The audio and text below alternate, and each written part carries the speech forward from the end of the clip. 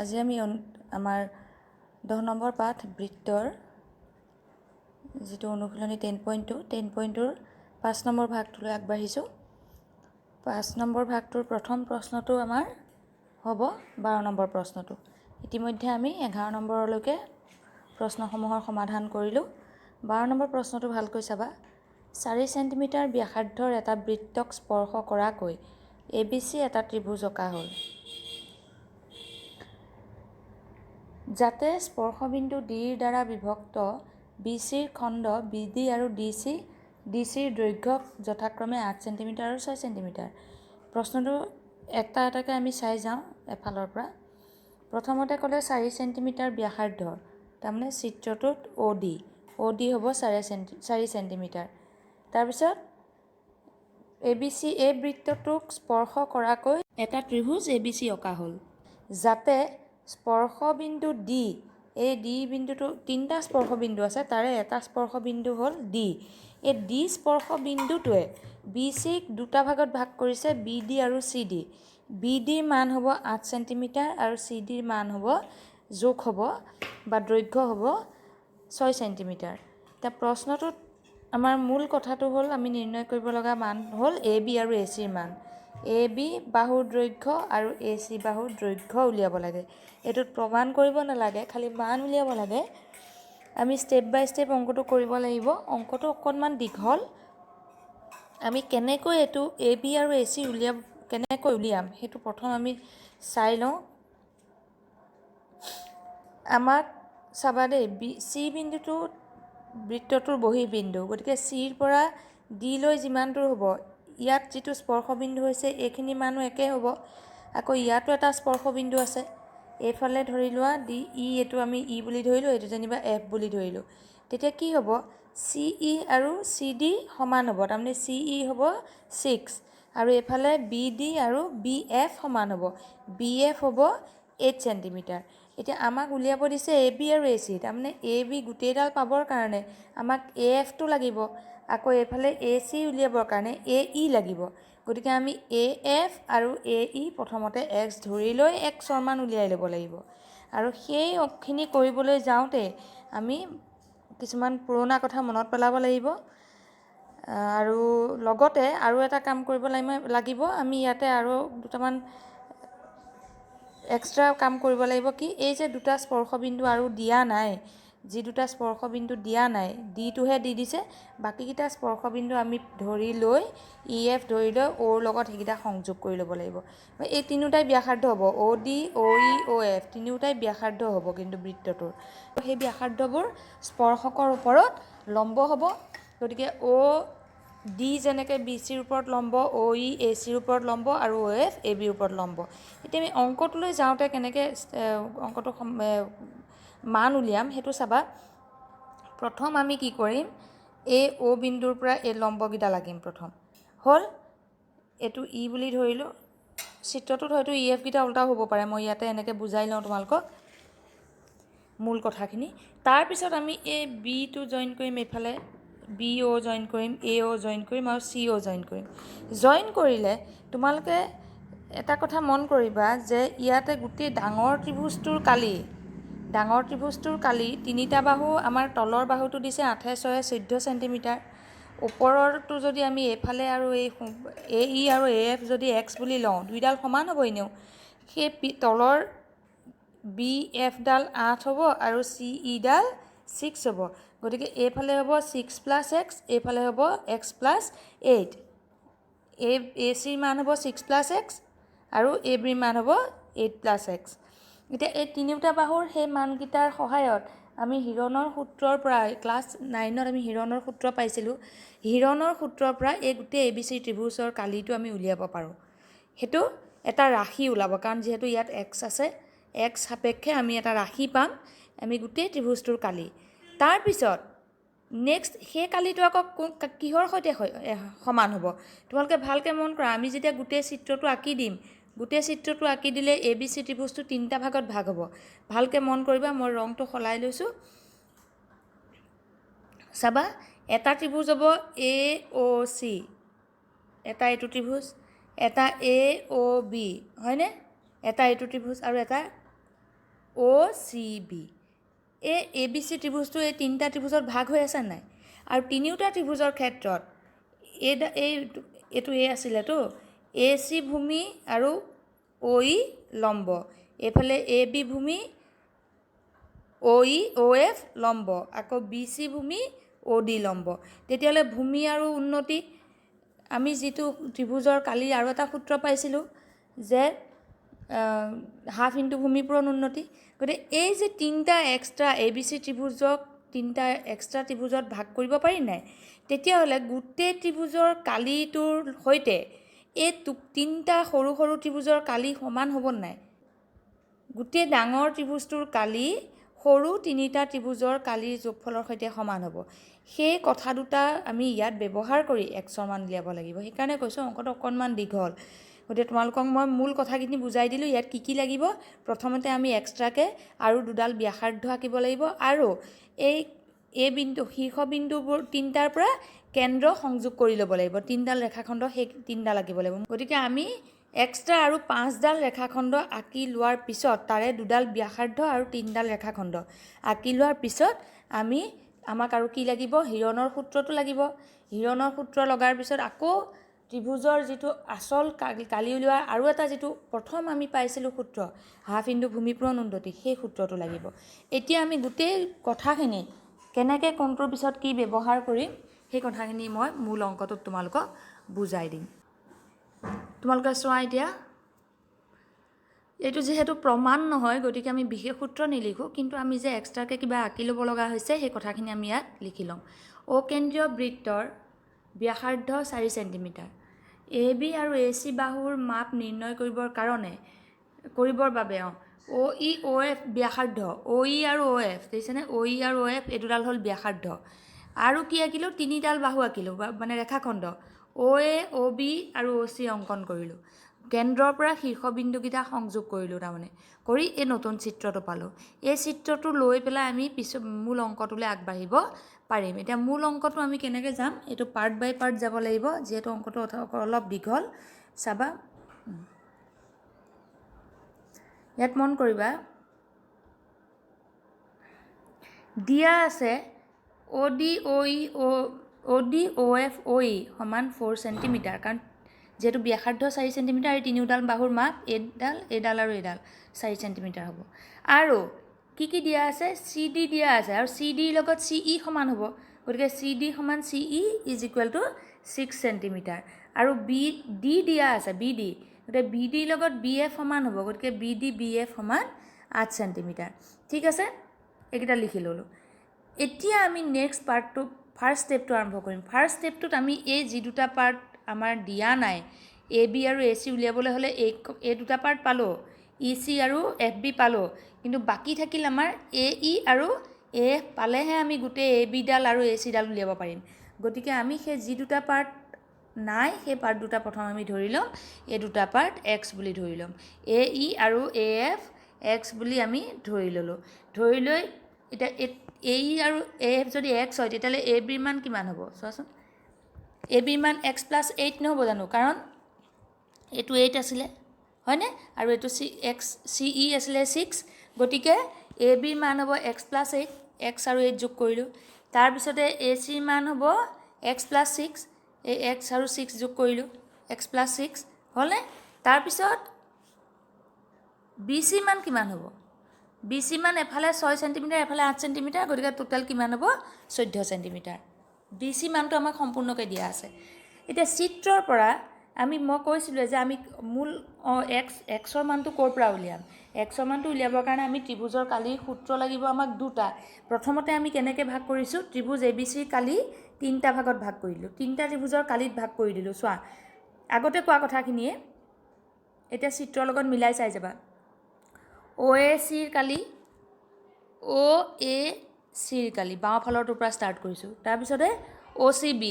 OCBৰ কালি তলৰটো আৰু OBAৰ কালি OBAৰ কালি গতিকে তিনিটা ত্ৰিভুজৰ কালিৰ যোগ কৰি দিলে তিনিওটা ত্ৰিভুজৰ সৰু সৰু ত্ৰিভুজ তিনিটাৰ কালি যোগ কৰি দিলে আমি কিহৰ কালি পাম ABCৰ কালি পাম হ'ল এইখিনিলৈকে এতিয়া আমি কি কৰিম ABCৰ কালি আমি কেনেকৈ উলিয়াম হিৰণৰ সূত্ৰ ব্যৱহাৰ কৰিম চাবা এতিয়া হিৰণৰ সূত্ৰ ব্যৱহাৰ কৰোঁতে হিৰণৰ সূত্ৰমতে ত্ৰিভুজ ABCৰ কালি কেনেকৈ ওলাব ৰুট অভাৰ মনত আছেনে ক্লাছ 9ত আমি পাইছিলোঁ এই বস্তুটো মই অলপমান বেলেগ টেকনিক কৰি ইয়াত পাতিব লগা হৈছে কাৰণ মোৰ যিটো ফুল ফৰ্মত যিটো ৰুট অভাৰ চিন সেইটো ইয়াত নাহে ৰুট চিনটো অকল এনেকৈ টুকুৰা এটা আহে গতিকে দীঘল কৰিব নোৱাৰি মই যিহেতু ডকুমেণ্টছতহে গোটেই বস্তুখিনি লিখি আছোঁ ৱৰ্ডত কৰিলে হয়তো পাৰিলোহেঁতেন ৱৰ্ডত মই এতিয়ালৈকে এক্সপাৰ্ট হোৱা নাই গতিকে এতিয়া মই কি ইয়াতে সেইকাৰণে অলপমান বেলেগ ধৰণে কৰিছোঁ তোমালোকে বুজিবলৈ চেষ্টা কৰিবা এই সূত্ৰটো আমি ক্লাছ 9ত পাই আহিছিলোঁ যে ত্ৰিভুজৰ কালিৰ সূত্ৰ কিহৰ সহায়ত কালিৰ নিৰ্ণয় বাহু তিনিটাৰ সহায়ত বাহু তিনিটা হ'ল A B আৰু C হিৰণৰ সূত্ৰমতে আমি কি পালোঁ ত্ৰিভুজৰ কালি root over S into S minus A into S minus B into S minus C য'ত Sৰ মান হ'ব half into A plus B plus C আৰু half into A plus B plus C মানে A মানে BC মান বহাই দিয়া 14 হয়নে তাৰপিছত B মানে AC মান বহাই দিয়া x প্লাছ 6 আৰু C মানে AB মান বহাই দিয়া x প্লাছ 8 আৰু এইকেইটা অলপমান সৰল কৰি দিলে আমি কি পাম half into twice x plus 28 আৰু যদি দুই এটা বাহিৰলৈ লৈ আহোঁ আমি এই টুৱাইছ x প্লাছ 28ৰ পৰা দুই এটা বাহিৰলৈ লৈ আহিলে হাফৰ লগত কটা যাব কটা গৈ কি হ'ব x প্লাছ 14 থাকি যাব গতিকে এইটো Sৰ মান পালোঁ x প্লাছ 14 তেতিয়াহ'লে S মাইনাছ A কিমান হ'ব x প্লাছ 14ৰ পৰা A বিয়োগ কৰা A মানে BC মানে 14 বিয়োগ কৰিলোঁ 14 কটা গৈ x থাকি গ'ল next S minus B S minus B S মানে হ'ল x প্লাছ 14 আৰু মাইনাছ B মানে AC মান ACটো কি আছিলে x প্লাছ 6 আছিল যিহেতু মাইনাছ কৰিছোঁ গতিকে x মাইনাছ 6 হ'ল গতিকে সেইটো x কটা যাব আৰু 14ৰ পৰা 6 গ'লে 8 থাকিব next S minus C S minus Cটো একেই S মানে হ'ল x প্লাছ 14 আৰু C মানে হ'ব x প্লাছ 8 আছিল x প্লাছ 8টো মাইনাছ কৰিছোঁ কাৰণে মাইনাছ x মাইনাছ 8 হ'ল গতিকে ইয়াতো x কটা যাব আৰু 14ৰ পৰা 8 গ'লে 6 থাকিলে গতিকে এইকেইটা হ'ল আমাৰ S minus A S minus B আৰু S মাইনাছ Cৰ মান এতিয়া আমি ত্ৰিভুজ ABCৰ কালি উলিয়ালোঁ ত্ৰিভুজ ABCৰ কালি আমি কেনেকৈ পালোঁ ৰুটৰ ভিতৰত বহাই দিলোঁ Sৰ মান বহালোঁ S মাইনাছ Aৰ ঠাইত x বহালোঁ S মাইনাছ Bৰ ঠাইত 8 বহালোঁ আৰু S মাইনাছ Cৰ ঠাইত 6 বহালোঁ বহোৱাৰ পিছত কি পালোঁ আগত 6 গুণ 48টো ঠিকেই লিখিলোঁ আৰু xটো ভিতৰলৈ সোমাই গ'লে x স্কুৱেৰ প্লাছ 14x হ'ল গতিকে এইখিনি পালোঁ আমি কিহৰ মান ABCৰ কালি এইটো তাতে থাকক থকাৰ পিছত এতিয়া আকৌ ABCৰ যিটো তিনিটা ভাগ সেই তিনিটা ভাগৰো আমি কালিকেইটা উলিয়াই লওঁ সেই তিনিটা ভাগৰ কালি উলিয়াবৰ কাৰণে হাফ ইনটু BH গতিকে হাফ ইনটু B মানে তোমালোকে ভালকৈ মন কৰিবা OAC ত্ৰিভুজৰ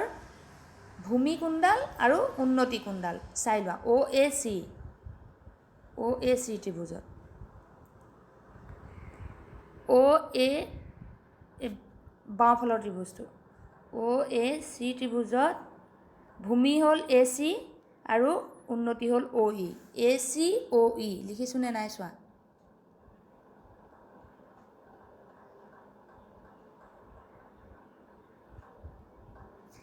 AC OE দেখিছেনে half into AC into OE গতিকে AC OE মান পাতি দিলোঁ OE মানে হ'ল ব্যাসাৰ্ধ 4 আৰু AC মানে হ'ল x প্লাছ 6 গতিকে এই দুভাগৰ একৰ দুইটোৱে 4টোক দুবাৰ গ'ল গতিকে 2 ইনটু x প্লাছ 6 থাকিলে নেক্সট আকৌ OCBৰ কালি তেনেকৈ আমি উলিয়াম OCBৰ ক্ষেত্ৰত হাফ ইনটু OD ডাল হ'ল ব্যাসাৰ্ধ BC ভূমি মিলাই চাবা তোমালোকে আৰু OD মানে 4 BC মানে 14 2য়ে 4ক দুবাৰ গ'ল গতিকে 2 14 28 পালোঁ নেক্সট OBৰ কালিত হাফ ইনটু OF হ'ল ব্যাসাৰ্ধ আৰু AB হ'ল ভূমি গতিকে ইয়াতো এনেকৈ মান বহাই দিলোঁ দুভাগৰ একৰ দুইটোৱে 4টোক দুবাৰ গ'ল গতিকে 2 ইনটু x প্লাছ 8 হ'ল তিনিওটাৰ মান পালোঁ গতিকে এতিয়া চাবা আমি ইতিমধ্যে কি উলিয়ালোঁ তেতিয়াহ'লে OACৰ কালি উলিয়ালোঁ OCBৰ কালি উলিয়ালোঁ আৰু OBৰ কালি উলিয়ালোঁ এতিয়া এই তিনিওটা কালি যোগ কৰি দিলে ত্ৰিভুজ ABCৰ কালি হ'ব নাই গতিকে ABCৰ কালিটো আমি এই তিনিটাৰ পৰা প্ৰথম উলিয়াই ল'লোঁ 2 ইনটু টুৱাইছ x প্লাছ 28 হ'ল এইটো 2 নম্বৰ দিলোঁ আৰু 1 নম্বৰটো আমাৰ কি আছিলে 1 নম্বৰটো আছিলে আমাৰ এই প্ৰথমতে যে আমি ধৰি আহিছিলোঁ এইটো 1 নম্বৰটো কি ত্ৰিভুজ ABCৰ কালি সমান এই তিনিটাৰ কালি হয়নে এতিয়া আমি এই তিনিটাৰ কালিটো উলিয়াই ল'লোঁ যোগফল এই তিনিটাৰ কালি উলিয়াই ল'লোঁ আৰু ABCৰ কালি হিৰণৰ সূত্ৰমতে কি পাইছিলোঁ এইটো 48 √48 into x square plus 14x এতিয়া আমি কি কৰিম, এই দুয়োটা কালি সমান বুলি ধৰিম। হিৰণৰ সূত্ৰ মতে ত্ৰিভুজ ABCৰ কালি আৰু এই ত্ৰিভুজৰ কালি 2 নম্বৰৰ পৰা এই দুইটা সমান হ'ব নাই? হ'ব, হয়নে নহয়? হিৰণৰ সূত্ৰ মতে ত্ৰিভুজ ABCৰ কালি এইটো আছিলে আৰু এই তিনিটা ত্ৰিভুজৰ যোগফল হিচাপে ত্ৰিভুজ ABCৰ কালি আছিলে এইটো। গতিকে দুইটা আচলতে একেটাই ত্ৰিভুজৰ কালি যেতিয়া দুইটা সমান, এতিয়া এইটোৰ দুয়ো পক্ষত আমি কি কৰিলোঁ, সৰল কৰিলোঁ। প্ৰথমতে এইটো পক্ষ সৰল কৰিলোঁ, এইটো 16 × 3 কিয় লিখিলোঁ, 16ৰ বৰ্গমূল আছে, গতিকে 16 × 3 3 × 48 ভাঙি ল'লোঁ, পিছৰখিনি একে ৰাখিলোঁ, ৰাখি এইফালে এইটোত কি কৰিলোঁ, 2 এটা কমন ল'লোঁ বাহিৰলৈ, 2 এটা ব্ৰেকেটৰ ভিতৰৰ পৰা 2 এটা কমন লৈ বাহিৰলৈ আনিলে সি বাহিৰত 4 হ'ল, ভিতৰত 14 + x থাকি গ'ল, আৰু এইটো দিছে 2x + 28 28 + 2x একেই কথা। তাৰপিছত এই 16ৰ বৰ্গমূল 4 বাহিৰলৈ গুচি আহিলে, ভিতৰত থাকি গ'ল 3 × √ৰ ভিতৰত 3 × x² + 14x থাকি গ'ল, আৰু এইফালে একে থাকিল। নেক্সট কি আহিলে, এইফালৰ 4টোৱে এইফালৰ 4টোৱে কটা যাব, দুইফালৰ দুটা 4 কটা যাব, এইটো 4 আৰু এইটো 4 কটা যাব, বাকী থকাখিনি ইজ ইকুৱেল হৈ থাকিব, দুইটাই ইটোৰ লগত সিটো সমান হৈ থাকিব। ইয়াৰ পিছত আমি কি কৰিম, দুই পক্ষৰ বৰ্গ ল'ম। দুই পক্ষৰ বৰ্গ ল'লে বাওঁফালৰ বৰ্গমূলটো উঠি যাব, এইটো বৰ্গ ল'লে বৰ্গমূল চিন উঠি যাব, আৰু সোঁফালে বৰ্গ চিনটো আহিব, স্কোৱাৰ চিনটো আহিব। দুইফালে স্কোৱাৰ কৰি দিলোঁ, বাওঁফালে স্কোৱাৰ কৰিলে বৰ্গমূল স্কোৱাৰ ৰুটটো উঠি যায়। এতিয়া এইটো কি কৰিব লাগিব, ব্ৰেকেট ভাঙিব লাগিব। ব্ৰেকেট ভাঙি দিয়া, 3 × x² মানে 3x² plus 3 × 14 42x is equal to, এইটো a + b হোল স্কোৱাৰ সূত্ৰত ভাঙি দিয়া, 14² মানে 196, 2 × 14 × x মানে 28x আৰু x², a + b whole square সূত্ৰত এইটো ভঙা হৈছে দেই। তাৰপিছত নেক্সট লাইনটোত কি কৰিছোঁ, গোটেইখিনি বাওঁফালে লৈ আহিছোঁ, চোৱা সোঁফালৰ গোটেই পাৰ্টখিনি বাওঁফাললৈ লৈ আহিছোঁ। সোঁফালে যিখিনি আছিলে বাওঁফালৰখিনি একে ৰাখিলোঁ, 3x² আছে, তাৰ ওচৰলৈ আমি এই x² লৈ আহিলোঁ, -x² হ'ল, প্লাছ 42xটো বাওঁফালে আছেই, চিন সলনি নহয়, সোঁফালৰ পৰা 28xটো বাওঁফালে আহিল, গতিকে মাইনাছ হ'ল, আৰু বাওঁফালৰ পৰা 196টো আহিল কাৰণে সি মাইনাছ হ'ল। তাৰপিছত নেক্সট ষ্টেপটোত কি হ'ল, অকল সৰল কৰিছোঁ, এইবোৰ ইমান বুজাই থাকিব লগা আচলতে নাই ক্লাছ 10ত, তথাপি 3x² - x² 2x² হ'ল, তাৰপিছত 42x - 28x 14x হ'ল, আৰু -196 = 0। নেক্সট লাইনটোত 2 এটাৰে হৰণ কৰি দিলোঁ গোটেই সংখ্যাকেইটাক। প্ৰথম সংখ্যাটোক 2ৰে হৰণ কৰিলে 2 কটা গৈ x² থাকিল, ছেকেণ্ডটোত 2 × 7 = 14 হ'ল, গতিকে 7x, তাৰপিছত 196ক 2ৰে হৰণ কৰিলে 98 হ'ল। এইটো 2ৰে হৰণ কৰি দিছোঁ চবকে, দুই পক্ষক। নেক্সট লাইনত আমি মধ্যম পদ বিভাজন কৰিছোঁ যাতে উৎপাদক বিশ্লেষণ হয়, আৰু এই ষ্টেপটোৰ পৰা তোমালোকে বেলেগ নিয়মতো কৰিব পাৰিবা। দ্বিঘাত সূত্ৰৰ মূল উলিওৱাৰ যিবোৰ নিয়ম আছে সেই নিয়মৰ যিকোনো এটা ল'ব পাৰিবা, বিশেষকৈ দ্বিঘাত সূত্ৰটো তোমালোকে ব্যৱহাৰ কৰিব পাৰিবা ইয়াত। দ্বিঘাত সূত্ৰৰ সহায়ত ইয়াত আমি এক্সৰ মানহে উলিয়াব লাগে, দ্বিঘাত সূত্ৰ ব্যৱহাৰ কৰিলেও হ'ব দেই এই ষ্টেপটোৰ পৰা। মই ইয়াত মধ্যম পদ বিভাজন কৰিছোঁ, একেই কথা। মই দ্বিঘাত সূত্ৰ ব্যৱহাৰ নকৰা কাৰণটো হৈছে মোৰ হৰণৰ চিনটো নাহে, ডিভাইডেড বাই যিটো চিম্বল সেই চিম্বলটো নাহে, আনিব পৰা নাই, গতিকে মই ইয়াত মধ্যম পদ বিভাজন কৰিছোঁ। আৰু মধ্যম পদ বিভাজনৰ নিয়ম আমি ক্লাছ 9ত শিকি আহিছোঁ। মধ্যম পদ বিভাজন কৰোঁতে প্ৰথমতে আমি 98ক দুভাগ কৰিব লাগিব। 98ক যেতিয়া দুভাগ কৰিম, 14 আৰু 7 বাৰ, 14 7 গুণ 98, 7 14 98, গতিকে 14 7 পূৰণ কৰিলে 98 হয়, আৰু 14ৰ পৰা 7 বিয়োগ গ'লে 7 থাকে, গতিকে আমি এই 7xৰ ঠাইত 14x - 7x পাতিলোঁ, পাতি তাৰপিছত প্ৰথম দুটা পদৰ পৰা x কমন ল'লোঁ, গতিকে x + 14 থাকিল, পিছৰ পদ দুটাৰ পৰা -7 কমন ল'লোঁ, x - 14 থাকিল, গতিকে আকৌ আমি উৎপাদক x + 14টো কমন ল'লোঁ, x + 14 কমন ল'লে বাকী থাকিব x - 7, তাৰ পৰা আমি কি পাম, হয় x + 14 = 0 বা x - 7 = 0 পাম, আৰু x + 14 = 0ৰ পৰা আমি পাম x = -14, x = -14টো সম্ভৱ নে, পচিবল নে ইম্পচিবল, কাৰণ এইটো আছিলে বাহুৰ দিশ। বাহুৰ দিশ কেতিয়াও এক্সটো কি আছিলে, এটা ত্ৰিভুজৰ এটা বাহুৰ অংশ নাছিল জানো, এনেকৈ AEAF এনেকৈ লৈছিলোঁ নাই, গতিকে বাহুৰ দিশ কেতিয়াও ঋণাত্মক হ'ব নোৱাৰে, গতিকে এইটো ইম্পচিবল, মাইনাছটো ইম্পচিবল। আমি কোনটো ল'ব লাগিব, এক্সৰ মান 7 ল'ব লাগিব, গতিকে এক্সৰ মান আমি কি পালোঁ, AE বা AFৰ মান আমি x বুলি ধৰিছিলোঁ, গতিকে তাৰ মান পালোঁ আমি 7 cm। গতিকে আমি কি পাম এতিয়া এ বিৰ মান পাম একেবাৰে লাষ্টৰ পইণ্টটো চাবা ইয়াত মোৰ মাৰ্কাৰডালৰ কাৰণে অকণমান প্ৰব্লেম হ'ব বুজাবলৈ এতিয়া এ বিৰ মান কেনেকৈ উলিয়াম আমি এ এফ আৰু বি এফ যোগ কৰি দিলোঁ গতিকে এ এফ বি এফ মানে x+8 আৰু x+8 মানে xৰ ঠাইত আহিব 7+8 মানে 15 চেণ্টিমিটাৰ আৰু এ চিৰ মান হ'ব এ চি গতিকে এ চি মানে x+6 মানে x+7+6 আৰু 7+6 মানে 13 চেণ্টিমিটাৰ গতিকে এইখিনিয়ে হ'ব আমাৰ মান অংকটো অকণমান দীঘল তোমালোকে অকণমান ধৈৰ্য ধৰি ভিডিঅ'টো চাবা এই এটা অংকৰে আজি ভিডিঅ'টো শেষ কৰিছোঁ থেংক ইউ